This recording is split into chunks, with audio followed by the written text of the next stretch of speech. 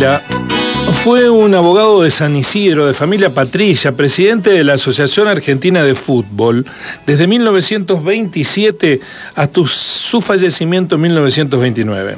En su honor, y debido a que había propugnado por la realización de torneos nacionales, el año de su muerte se le dio su nombre a la Copa Nacional de Selecciones de Liga, que se jugó desde entonces con irregular periodicidad, cada 2 o 3 años, excepto un marcado paréntesis en la década de los 50 hasta fines de los 80. Se jugaba con una estructura eliminatoria piramidal y con una fase final cuadrangular en una sede única. En la edición de 1973, la sede del reducido final iba a ser Río Cuarto, y el representativo local sería campeón. El arquero Juan García viaja en el segundo asiento contra la ventanilla, en la línea que está detrás del conductor. Hasta hace un rato estuvo jugando con Omar Carranza, que ocupa la butaca delante de la suya, a la lotería de las patentes. Por 10 pesos de entonces, el tiro, 10 pesos ley 18.188, que en ese noviembre de 1973 equivalían más o menos a $1. Pronto vieron que si jugaban un número salían muchos tiros desiertos y el juego se aplastaba. Y si jugaban a par o impar, las rachas de suerte se compensaban pronto y unos pocos billetes de 10 pesos iban y venían, sin favorecer a ninguno de los dos. Se aburrieron y lo dejaron, y ahora García, al que le cuesta dormir en los viajes, mira por inercia y para sí mismo las patentes de los autos que vienen de frente.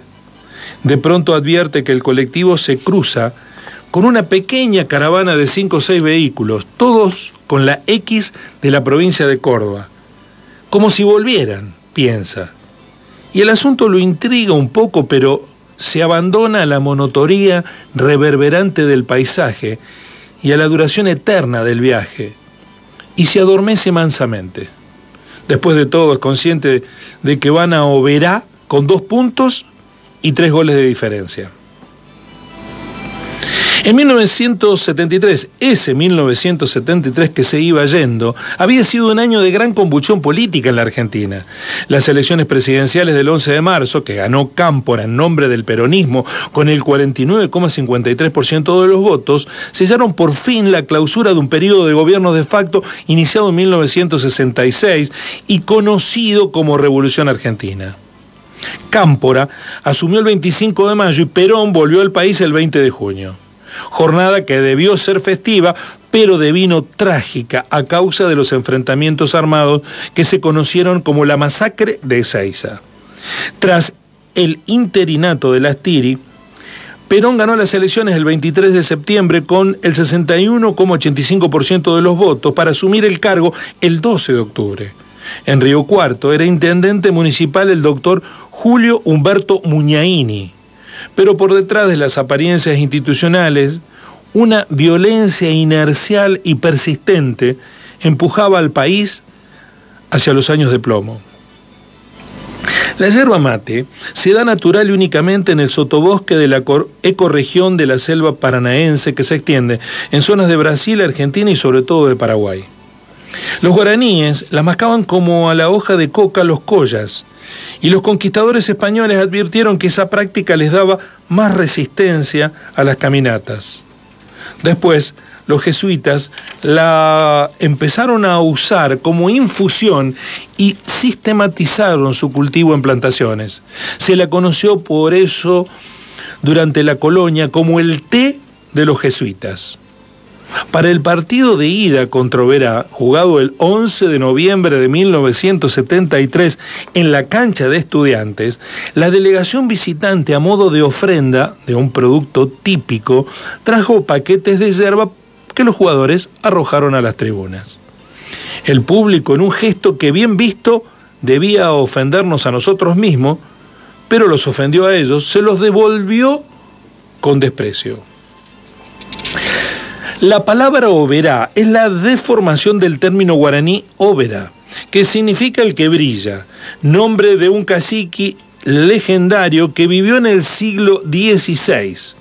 A principios del siglo XX, el paraje donde se asentaría el pueblo se llamaba Colonia Yerbal Viejo, En el lugar prevalecían los inmigrantes suecos y polacos que cultivaban el tabaco, pero también había aborígenes y criollos, y la relación entre las distintas colectividades era tensa.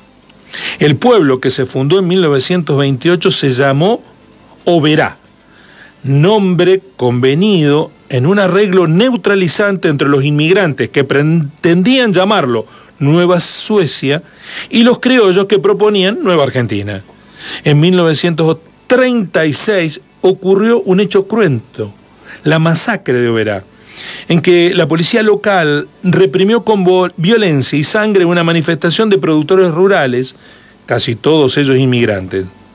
La ciudad tiene hoy 70.000 habitantes y según el censo de 1991 rondaba los 40.000. Se puede calcular que en el año 1973 era una ciudad pequeña con una población de unas 25.000 almas. A la vuelta en Río Cuarto, en un acto que se recibió al plantel en la municipalidad, el Tata Tuninetti, preguntado sobre el carácter de la gente de Oberá, iba a responder con poca precisión y evidente racismo, pero con gran instinto literario. Son una manga de caciques bulldog. El lenguaje humano propone un orden y una sucesión. Su naturaleza sucesiva es una limitación para describir lo múltiple y lo caótico. Si además se trata de sucesos críticos que pusieron en juego la supervivencia de los protagonistas, y si además esos protagonistas los rememoran ahora, a casi medio siglo de ocurridos, las posibilidades de reconstruir con cierta integridad los sucesos son muy escasas. Intentemos entonces recuperar algunos hechos significativos, percibidos y conservados en la conciencia individual de algunos de los actores para tratar de restituir el carácter salvaje y desmesurado de lo ocurrido aquella tarde. Las primeras señales alarmantes las tuvimos la noche del sábado en Posadas, cuenta Eduardo Flesia. Después de cenar salimos a la calle y los peatones y automovilistas empezaron a hostilizarnos e insultarnos. El personal del hotel, más diplomático y profesional, pero igualmente amenazante, nos aconsejaba que no fuéramos, que nos iban a tratar muy mal en Oberá. Yo esa noche cené junto a otros jugadores en la casa de Roberto Pal, un periodista riocuartense que vivía en Posadas, hermano de Mario Palacios, recuerda Horacio Alanís, otro de los jugadores del plantel. El hombre nos pedía por favor que no siguiéramos, que volviéramos a Río Cuarto esa misma noche. No le hicimos caso, nos parecía una exageración, teníamos 20 años. Y la expresión adquiere una nostalgia que uno adivina que aceptaría pasar de nuevo por aquello, para volver a tenerlos. Juan Carlos Rabeta es hijo del que fuera masajista del plantel, Carlín Rabeta.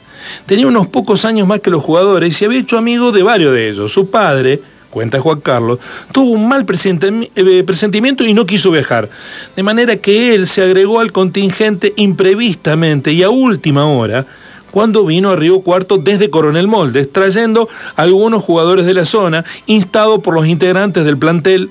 Se subió al colectivo y con lo opuesto emprendió el largo viaje que su padre no había aceptado hacer. El sábado hicimos noche en Posada y después de la cena salimos a caminar con Aymar y algunos otros, y ya la gente nos amenazaba con lo que iba a pasarnos en Oberá. No le dimos importancia, éramos jóvenes y nos sentíamos invulnerables, dice con una sonrisa compasiva. De manera que al día siguiente la delegación siguió su viaje inocente hasta el patíbulo que le tenían preparado en Oberá, que los mismos misioneros llamaron Operación Venganza. Desde Posada en adelante, la policía antimotines nos escoltó con hombres y vehículos y entramos a la ciudad fuertemente protegidos, cuenta Alanís. A todo lo largo de la avenida central las veredas estaban llenas de gentes que mostraban facas y se pasaban la mano por el cuello, anunciándonos que iban a degollarnos.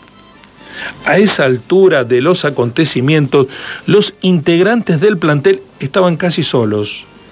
Varios colectivos que habían sido atacados en la ruta se desviaron hacia pueblos vecinos y muchos vehículos particulares habían emprendido una razonable vuelta en redondo. El colectivo no pudo acceder al estadio y tuvimos que hacer los últimos 100 metros de a pie, recuerda el pelado Contreras. La policía nos iba abriendo camino y avanzábamos protegiéndonos las cabezas con los bolsos, entre gente que nos insultaba, nos escupía y nos arrojaba huevos.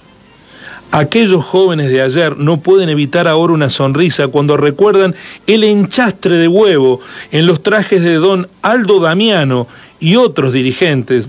Todavía hoy aquella diferencia de edades y de roles provoca la chispa del regocijo. Apenas habíamos entrado al vestuario, rememora Alanís, un vestuario precario, no muy grande, cuando se abrió una puerta lateral de chapa y alguien entró con violencia, empujado desde afuera. Cayó de espalda y reconocimos a un hincha nuestro, de los pocos que se atrevieron a entrar al estadio. Le habían llenado la boca de yerba. Mientras tanto, algunos hinchas locales chairaban cuchillos de carnicero contra las ventanitas de rejas del vestuario. Vistas las condiciones, estábamos decididos a no jugar, recuerda Eduardo Flesia, capitán del equipo en ese partido. Pero el jefe del operativo de seguridad, un comisario gordo de bigotes, nos reunió al presidente de la delegación, al técnico y a mí, y nos dijo que la única chance de salir vivos de ahí era jugando el partido. En caso contrario, no se hacía responsable de nada. Así que nos cambiamos, la policía antimotines nos hizo un pasillo para pasar entre la gente hacia la cancha, el comisario me tomó la mano y ahí fuimos. Cuando pisé la cancha, dice, la tarde se llenó con una nube de mariposas amarillas. Eran miles. Y tanto tiempo después, cuando recupera esa imagen, vuelve a tener los ojos de sus 24 años y el asombro y el miedo le reverberan de nuevo en la mirada. Una de las mariposas más llamativas de la región subtropical en nuestro país es la mariposa amarilla clasificada por Linneo en 1758 como Phoebis cenae, insecto del orden de los lepidópteros, del cual se conocen miles de especies en el país. Abunda en la época estival y los días húmedos en la selva misionera, hábitat de 3/4 partes de nuestras especies autóctonas. Los guaraníes consideraban de buen augurio combatir a los invasores españoles en jornadas con abundante presencia de esas mariposas. Al menos en lo deportivo, esa tarde las mariposas amarillas no favorecieron a los locales. Río Cuarto ganó el partido por 2-0. Lo que duró el partido se jugaría bajo una lluvia cerrada de bolitas de acero arrojadas con gomeras. Acercarse a las bandas era un martirio para los jugadores visitantes. 15 días después todavía tenía moretones en la espalda. Eran 3 impactos, recuerda Contreras. En un momento, el mediocampista Alberto Allende recibió un ladrillazo en el pecho y el partido se siguió jugando. El árbitro no quería parar el juego porque eso aseguraría la invasión del campo y la agresión a los jugadores. Pero desde cierto momento cobró todos los saques laterales a favor de los locales para no exponer a los visitantes a la cercanía del público. El instinto de supervivencia es biológico, anterior todavía a la necesidad humana de asociación. Tal vez por eso los sucesos de esa tarde hicieron trizas la memoria colectiva y cada uno de los protagonistas tiene de lo sucedido recuerdos distintos. Algunas veces coincidentes, otras veces complementarios, algunas otras veces decididamente contradictorios. Alanís cree recordar que Aldo Domingo Arana, el goleador del equipo, se lesionó estando el marcador 0-0 y que su relevo, Víctor Torres, fue el autor de los 2 goles. Flesia sostiene en cambio que cuando Arana salió ya había marcado un gol y que el segundo lo hizo su reemplazante. Contaría después Norberto Carrizo, técnico del equipo, que en el entretiempo el árbitro retuvo a los jugadores visitantes en el círculo central y les aseguró que al finalizar el partido iba a entrar un camión blindado al campo para retirarlos sanos y salvos. Eso nos tranquilizó, pero mientras se jugaba el segundo tiempo vimos que llegaba el blindado y la gente lo interceptaba y lo daba vuelta. Enseguida vino un Torino de la policía que fue incendiado y al llegar el camión de los bomberos la misma gente le cortó las mangueras a hachazos. Para colmo, rememora Rabeta, cuando la policía empezó a reprimir, una de las primeras granadas de gases arrojadas le pegó a un chico del público. Después se dijo que el chico había muerto, no lo sé. Pero ahí la rabia contra nosotros revirtió en las fuerzas del orden y eso se convirtió en una pueblada. Era un centenar de policías contra miles de personas enfurecidas. En un momento sentimos que éramos una excusa, que otras tensiones anteriores y más profundas se estaban dirimiendo a través de nosotros. Desde 1958 vivía en Oberá Enrique Gualdoni Vigo, un abogado nacido en Bulnes, que había vivido unos años en Moldes, después había hecho la carrera en la Universidad Nacional del Litoral en Santa Fe y se convertiría en un referente del deporte y la cultura obereñas. Devenido juez, historiador, autor de varios libros, uno de los cuales, Reseña Histórica de Oberá, es un clásico ineludible del género en esa ciudad.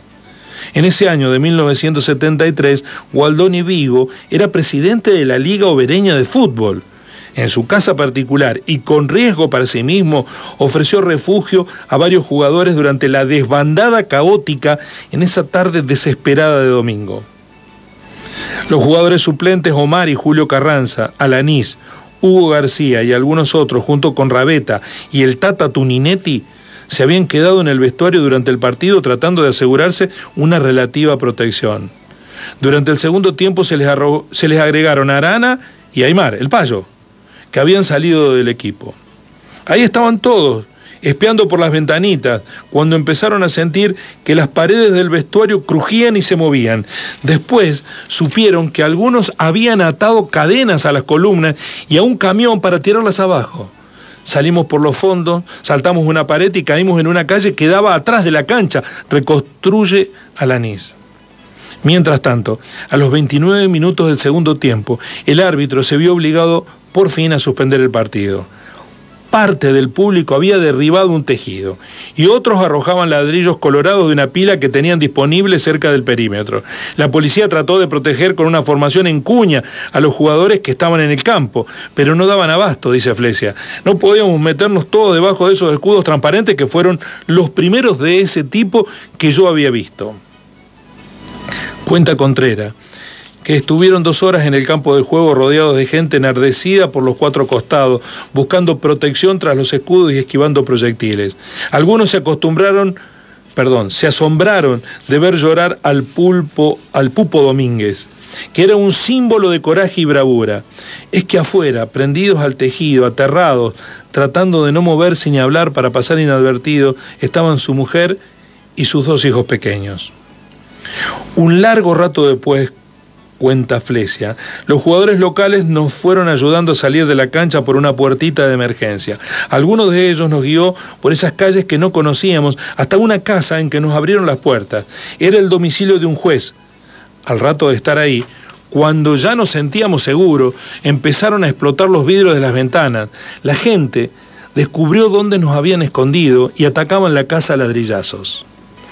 Los suplentes y Rabeta y el Tata Tuninetti huían por las calles sin rumbo fijo hacia cualquier parte cuando se cruzaron con un camión. Era un camión playo de esos de acarrar piedras, dice Alanís. Le pedimos por favor al conductor que nos sacara de ahí porque nos mataban.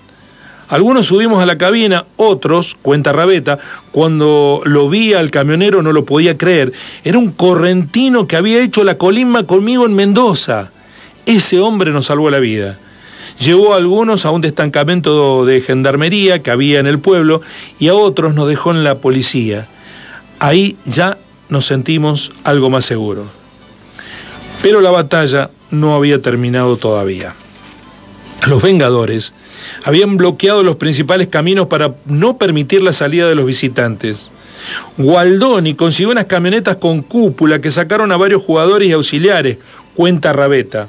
Nos acostaban en el piso de la caja de a 3 o 4 por viaje y nos llevaban hasta un pueblo que está a unos 40 kilómetros por el camino a Posadas, que se llama Mártires. Yo creo haber salido en el primer viaje con Juan García y Celucci. Recuerdo haber salido de la ciudad ya de noche, tirado en una chata y cubierto con unas lonas, dice Contreras. Otro grupo de 5 o 6 jugadores, entre los que estaban Flesia, pudo salir de la ciudad en un taxi que alguien les había enviado. El conductor se metió por un laberinto de caminos vecinales de tierra roja como la sangre, mientras nos hostilizaban y nos culpaban a nosotros de lo sucedido. En algún momento pensábamos que iban a entregarnos, pero no fue así. Solo quería darnos el susto final. Al cabo de una eternidad llegamos también a Mártires. En Mártires, de a poco, nos fuimos reuniendo. A cada uno que llegaba estallaban gritos, lágrimas y abrazos, y echábamos la cuenta de los que faltaban todavía. En esa estación de servicio pudimos al fin bañarnos, dice Contreras. Arrimaron el micro a una pared y ahí detrás, con una manguera, nos dimos una ducha. Eran las 2 de la mañana del lunes. Ahora el colectivo repleto de sobrevivientes rueda en la noche húmeda y calurosa. Lejos, deformada por la distancia, la Cruz del Sur les parece a los que la miran una amistosa señal de acogida. Eduardo Flesia piensa: no puede estar todo tan mal con esta gente, no hay razones. Algún día voy a volver y me van a atender bien y vamos a ser amigos. Como se había prometido aquella noche, en el año 2010, Flesia volvió a Oberá. La gente lo recibió muy bien, fue agasajado oficialmente y cenó con el juez Gualdoni Vigo, que los había protegido esa tarde, y con 3 rivales de aquellos partidos. La vieja herida estaba cerrada. También fue a visitar la cancha, que estaba casi igual que la tarde del 18 de noviembre, 37 años antes. Cuando pisó de nuevo ese campo de juego, se levantó una nube esplendorosa de mariposas amarillas. No eran las mismas, claro, que las de aquella noche. Pero ¿quién podría decir que fueran esencialmente otras? Oberá, la batalla de la yerba, de Oscar Aimar.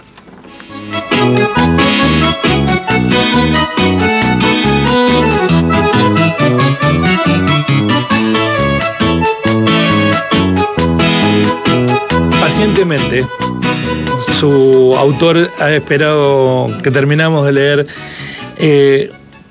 una pieza literaria, periodística, que nos reconcilia con la profesión, y por eso se lo queremos agradecer en persona, ya lo hicimos, pero públicamente, a Oscar Aimar. ¿Cómo estás, Oscar? Bien, buen día. No, gracias a ustedes. A vos, a ustedes por darle entidad, importancia y divulgación a esto, y por la lectura, que fue muy buena, y que fue... Leer para otro es siempre un acto de amor, y te agradezco eso también. Bueno, sí, pregúntame algo más. No, quiero decir que ojalá este es uno de los 17 trabajos que se presentaron en el concurso de crónicas Alejandra Elstein, organizado por Otro Punto. Y para mí esta es una joyita, una pieza antológica que tiene todo lo que un periodista quiere encontrar en un texto: novedad, investigación, literatura, trascendencia histórica, relato atrapante.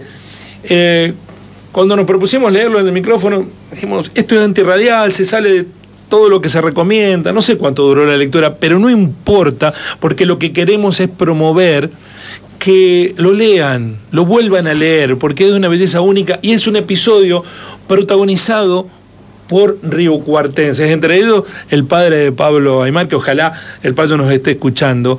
Estuvimos con él cuando Oscar ganó el premio. ¿Cómo te encontraste con la historia, Oscar?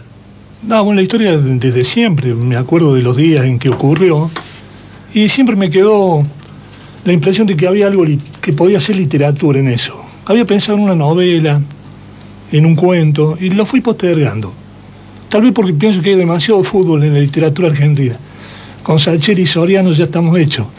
Pero de sobra. Sí. Pero acá apareció esta posibilidad que me parece que el tema calzaba bien.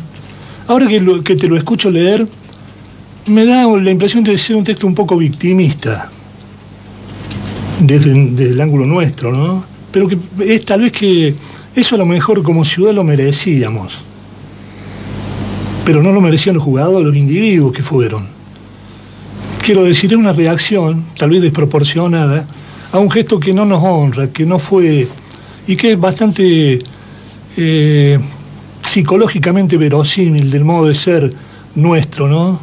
Un poquito despectivo con lo lejano, con lo extraño, con lo más chico. Pero fue un hecho, sí, de unas características, creo, difíciles de encontrar en otro. Nunca he leído, y ha habido incidentes de múltiples características. Sí, no, pero esto fue. Pero esto fue impresionante. Sí. Fue impresionante, con algunos actores que todavía caminan entre nosotros, y que, por supuesto, que lo de la Liga Belca Varela y el triunfo de Río Cuarto, eso fue conocido. Esto no fue conocido. O por lo menos en el detalle tan pormenorizado y en esa búsqueda de personajes que conectan a Oberá con Río Cuarto, con la región, con Bulnes, y tanta referencia que nos remite a nuestra historia. Y te decía el día de la entrega del premio, que el texto también remite a que no es un partido del fútbol el que está, es la sociedad misma. Sí, espero que sí, claro. Que con sus contradicciones, sí, lo que somos los riocuartenses, sí, o lo que nos atribuyen que somos, sí, y que no podemos revertir. Sí, claro, no podemos darlo vuelta, ¿no? Y no podemos darlo vuelta, Sí, es así. Bueno, también hay que... Oberá fue un lugar, sin caer, Dios me libre, en esencialismo ni racismos, desde el principio signado por algunas cosas, fue en cierto sentido un microcosmos del país. Había colectividades aborígenes, había criollos, había europeos, suecos, polacos, alemanes, todos con distinta ética de trabajo. Los aborígenes tenían todavía mentalidad recolectora, los criollos eran pastores y vaqueros, y los europeos eran agricultores de minifundio, de 30 hectáreas, pero con una distinta concepción del modo de ganarse la vida. Eso siempre provocó fricciones, no se entendían mutuamente. Por eso de la masacre de Oberá, buscando en el pasado el origen de algún vestigio de barbarie que había por ahí persistido, sin ofender a nadie, porque bueno, ya pasó mucho tiempo de eso también. Pero me parece que había un caldo de cultivo anterior y una cierta susceptibilidad exagerada que reventó ahí. Yo después, leyendo sobre estas cosas, encontré que en la versión anterior de la Belca Varela, que se jugó en... no sé dónde se jugó el cuadrangular final, pero jugaron Mar del Plata y Olavarría. Olavarría va a Mar del Plata. Ahí hay rivalidad también, ¿no? Sí, una rivalidad anterior. Ajá, es posible. Bueno, gana Mar del Plata, van al partido de vuelta, y hubo un desmadre bastante parecido a esto. Pero fue más bien una cuestión generada en la cancha, alguna actitud de los jugadores. Esto estaba más preparado. Acá dicen que había una pila de 3.000 ladrillos de horno que usaron para tirarle a los jugadores en Oberá. Fue monstruoso, sí. Una terrible salvajada que, bueno, espero haber reproducido. No, dos cosas que quiero decir. Una, agradecer a la familia Floriani, Elstein, que impulsaron esta posibilidad de que escritores nuestros, periodistas nuestros, porque al fin de cuentas a Oscar lo van a encontrar en Facebook como Oscar Aymar, y ahí escribe cosas bellísimas. ¿Cada cuánto? ¿Una vez por semana? ¿Todos los días? Regularmente. Bueno, porque es un excepcional escritor, pero además nos vino a dar una bofetada a los periodistas, recuperando la esencia de las historias del periodismo. En este tiempo en donde es ser piola periodísticamente, reproducir videitos que produjo alguien que no tiene ningún sentido de periodista, donde se alimenta de las redes sociales, donde los canales te cuentan lo que pasa en las redes sociales como si uno fuera un tonto que no puede ir a las redes sociales y te ponen lo que pasa en Twitter. Lo que vino a hacer Oscar con este texto bellísimo es darnos unas bofetadas a los periodistas que nos estamos olvidando de nuestro rol y nuestra esencia. Sí, de todas formas sobre eso quiero ser el abogado del diablo. Séalo, por favor. Y decir que ahí yo corro con una ventaja y no quiero aprovechar ese hándicap. Yo escribo esto una vez al año. Otra cosa es estar encima de la noticia. Por eso yo creo que no tengo alma de periodista, porque tengo con lo actual una relación más floja. A mí me empieza a interesar un homicidio 2 meses después de que ocurrió, cuando ustedes hicieron el trabajo sucio. Entonces, esto tiene mucho de eso. De manera que no sería tan... Quitando los extremos de la viralización de la gilada y de los videitos, el trabajo periodístico inmediato es más difícil. Eso tal vez le quite calidad a los textos, tal vez me permita a mí, ventajero, lucir más una estética que a lo mejor conozco además porque escribo ficción, como decís vos. ¿No te parece que hay de eso también? Sí, hay mucho de eso, pero también nos pone frente a una cuestión, porque el trabajo tiene investigación periodística, porque podrías haber ficcionado solamente la historia sin ir a ocuparte de lo que era o verá. Podría haber no tenido testimonios, me contó uno, que me contó el otro, que me contó, pero fuiste, lo citaste, son los actores. Evidentemente hay alguien que te ayudó, que te acercó el combustible para encender esa hoguera, con personajes clave. Sí, claro, los contactos de Cacho Echeverría. Cacho Echeverría, sí, bueno. Y quería agradecer la colaboración de esta gente, de Alaní, de Flesia, de Contreras, de este hombre de Molde Rabeta, porque aceptaron ir para atrás con la memoria a un hecho que no fue agradable. Y no sé si tenían tantas ganas de rememorarlo, pero colaboraron bien. Con recuerdos complementarios. También es una lección sobre el carácter complementario de la memoria. Uno se acuerda de una cosa, el otro se acuerda de otra. De la concurrencia de esas memorias individuales varias, es donde sale una cosa un verosímil, que no es lo real, porque lo real lo sabrá Dios, pero que más o menos se parece a lo que pasó. Es interesante en ese sentido también. Oscar, felicitaciones.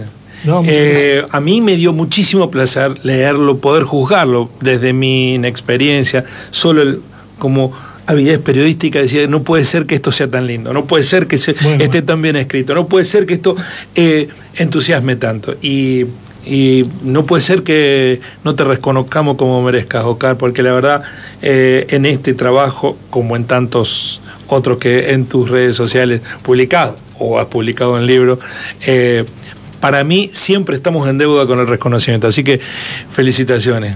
No, de ninguna forma, estoy sobradísimo de reconocimiento. Y he aprendido, ya que renuncié de a poco al Nobel, a disfrutar de estos otros reconocimientos. Gracias, Guillermo. Gracias. Que además, quiero decir, es un gran jugador de fútbol que ha tenido que bancarse nuestras torpezas. No, por favor, era un gusto también. Oscar Aimar, el autor de Oberá, La batalla de la yerba, ganador del premio a las crónicas Alejandra Elsten en su primera edición. Léanlo, está publicado en El Otro Punto de esta semana, en las redes digitales, y nosotros lo vamos a subir también para que no me soporten leyendo a mí, sino que lo lean. Pero léanlo, por favor, que es una pieza excepcional de escritura y periodismo riocuartense. Gracias, Oscar. Gracias.